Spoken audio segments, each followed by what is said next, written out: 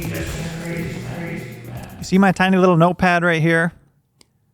Today is a big deal. We're talking about how to change your ball contact for the better. Today might sound more like a rant than a podcast.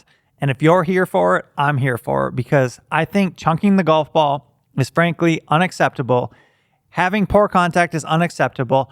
Having contact is a precursor prior to direction. So many of you want to hit the golf ball straight, but hitting the golf ball straight doesn't really matter if you create shit contact. So you need to be able to create ball first contact when your ball is on the ground, which is most of golf, 90% of golf. You need to have the tools, and you need to make some decisions that are going to help you create better contact all the time. I want you to walk away from this podcast today and say, I am never going to chunk the golf ball again. It's not going to happen. It's a decision. It's a line in the sand, and you're going to leave today with the tools to make sure that happens. My name is Tim Connor. I'm your host. I typically record a podcast.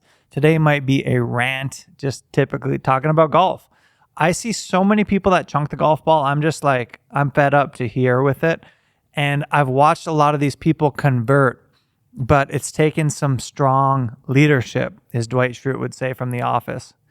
It's taken strong leadership. Because a lot of these people have the tools, but what they didn't do is make the decision and really commit to swinging differently. So I want to talk about all those steps today and how to make that happen for you.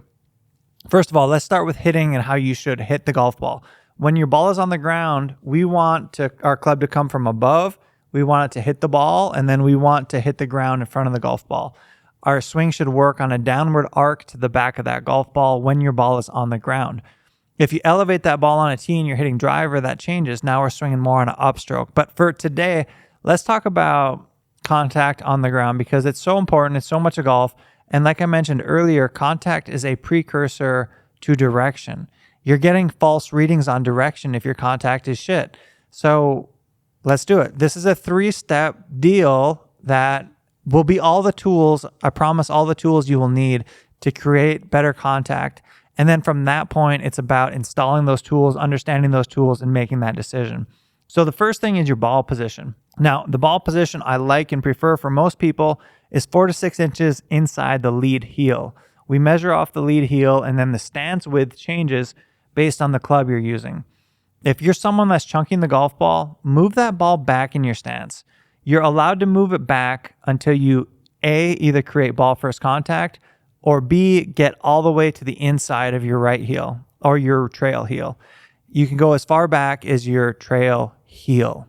Now we measure off the heel. If you're still not creating ball first contact, a lot of times it's because your brain has this connection that you have learned to make the ball go airborne by hitting the ground first, chunking it, making the ball go airborne. That's a version of making the ball go airborne, but it's not going to provide the best results. It's not going to provide the best ball flight, and it's not going to provide predictability over the long haul. You can move your ball back. That's cool. That's a positive step. Prior to all this, I want you to say, hey, I'm never going to chunk the golf ball again, because you're going to have the tools to be able to do that. So much of it is a mental decision.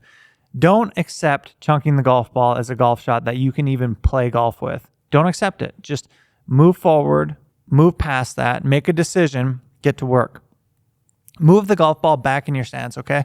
Move it back all the way to the inside of that heel. From that point, I want you to focus up on your lower body and shifting your weight. Having a weight shift towards the target is going to allow you to hit the ground more in front of the golf ball. Now, I want you to disregard everything you've read or whatever about shifting to the trail leg, the right leg for most right-handed golfers.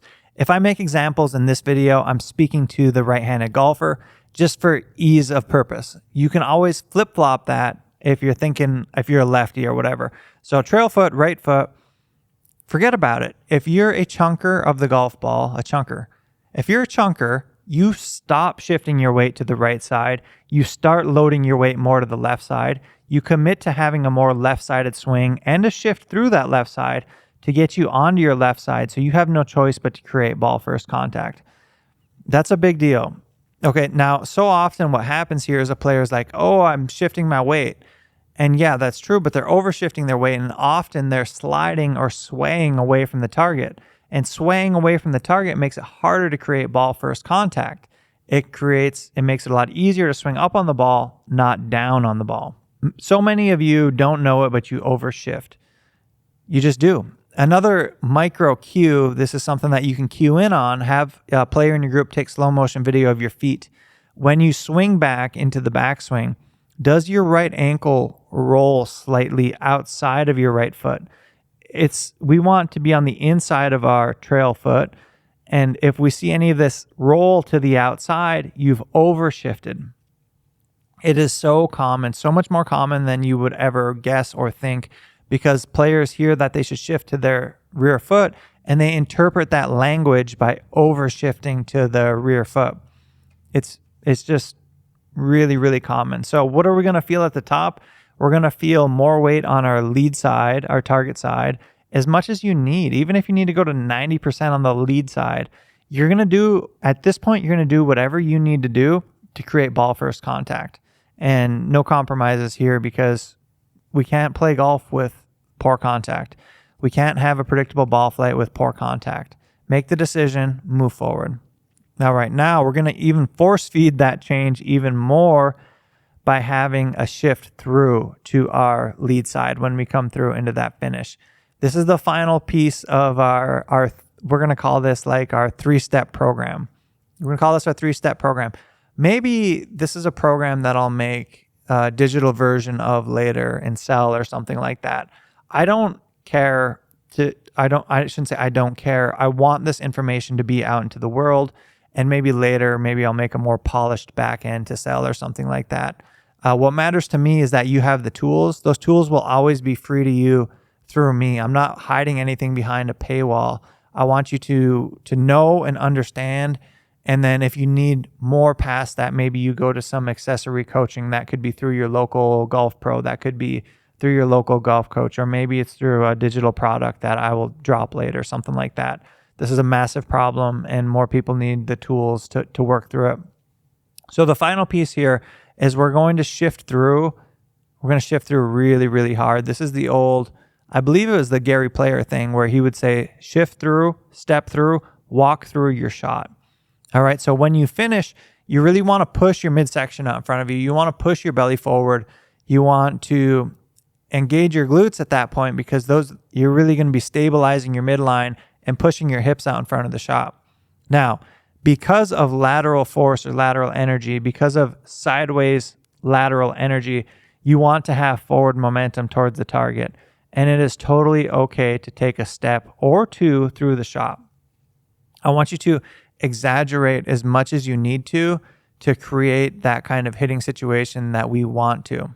So at this point, we are ball back in our stance, weight forward at the top of our golf swing, extreme weight shift towards the target in the finish, to the point that you can even step through the shot to get to where you need to be. And more important than all that is making the decision to say, hey, I'm done with this chunking the golf ball.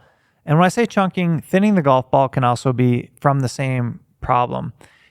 People that thin the golf ball tend to bottom out early with their swing arc, and then it's either a chunk or a thin. So potentially you thin it because you have the same problem as a person who chunks it. All right. But you're going to make the decision to create better contact. You're going to move the ball back in your stance. You're going to exaggerate having your weight more forward through your backswing. And then you're really going to exaggerate how much you shift and push through that shot, so far as stepping through that shot. I promise with all of these tools, you can create ball first contact. There are things that you can refine after that. So let's talk about the backside of that. Let's say you get to a point where you're confidently creating good contact 8 or 9 times out of 10. Then I would like you to slowly bring the ball back forward in your stance. I would like you to eventually get back to that 4 to 6 inches inside the lead heel.